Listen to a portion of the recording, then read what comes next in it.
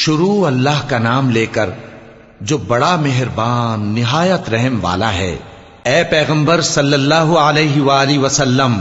مسلمانوں سے کہہ دو کہ جب اپنی بیویوں کو طلاق دینے لگو تو ان کی عدت کو پیش نظر رکھ کر طلاق دو اور عدت کا شمار رکھو، اور اللہ سے جو تمہارا پروردگار ہے ڈرو۔ نہ تو تم ہی ان کو ایام عدت میں ان کے گھروں سے نکالو اور نہ وہ خود ہی نکلیں، ہاں اگر وہ کھلی بے حیائی کریں تو اور بات ہے، اور یہ اللہ کی حدیں ہیں، اور جو اللہ کی حدوں سے تجاوز کرے گا وہ اپنے آپ پر ظلم کرے گا۔ اے طلاق دینے والے، تجھے کیا معلوم شاید اللہ اس کے بعد رجعت کی کوئی سبیل پیدا کر دے۔ پھر جب وہ اپنی میعاد یعنی عدت ختم ہونے کے قریب پہنچ جائیں تو یا تو ان کو اچھی طرح سے زوجیت میں رہنے دو یا اچھی طرح سے علیحدہ کر دو، اور اپنے میں سے 2 منصف مردوں کو گواہ کر لو، اور اے گواہو اللہ کے لیے درست گواہی دینا۔ ان باتوں سے اس شخص کو نصیحت کی جاتی ہے جو اللہ پر اور روز آخرت پر ایمان رکھتا ہے، اور جو کوئی اللہ سے ڈرے گا وہ اس کے لیے رنج و غم سے نجات کی صورت پیدا کر دے گا، اور اس کو ایسی جگہ سے رزق دے گا جہاں سے اس کو وہم و گمان بھی نہ ہو،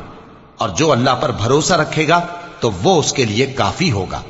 اللہ اپنے کام کو جو وہ کرنا چاہتا ہے پورا کر دیتا ہے۔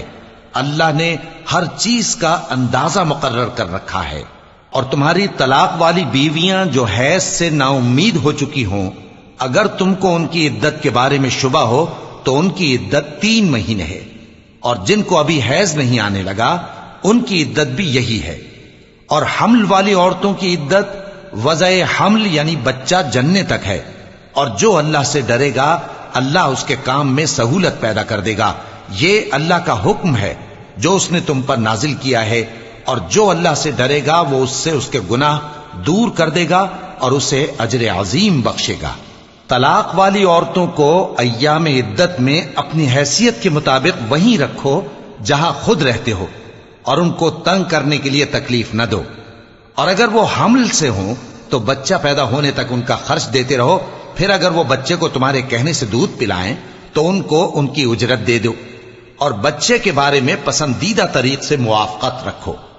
اور اگر باہم ضد اور نا اتفاقی کرو گے تو بچے کو اس کے باپ کے کہنے سے کوئی اور عورت دودھ پلائے گی۔ صاحب وسعت کو اپنی وسعت کے مطابق خرچ کرنا چاہیے، اور جس کے رزق میں تنگی ہو جتنا اللہ نے اس کو دیا ہے وہ اس کے موافق خرچ کرے۔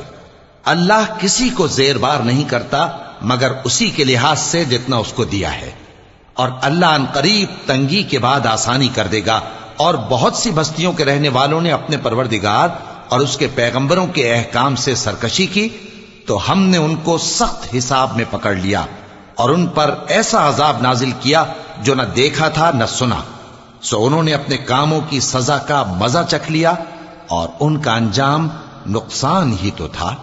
اللہ نے ان کے لیے سخت عذاب تیار کر رکھا ہے، تو اے عقل والو جو ایمان لائے ہو اللہ سے ڈرو۔ اللہ نے تمہارے پاس نصیحت بھیج دی ہے، یعنی ایسے پیغمبر جو تمہارے سامنے اللہ کی واضح آیتیں پڑھتے ہیں تاکہ جو لوگ ایمان لائے اور عمل نیک کرتے رہے ہیں ان کو اندھیروں سے نکال کر روشنی میں لے آئیں، اور جو اللہ پر ایمان لائے گا اور عمل نیک کرے گا وہ ان کو جنتوں میں داخل کرے گا جن کے نیچے نہریں بہ رہی ہیں، وہ ہمیشہ ہمیشہ ان میں رہیں گے۔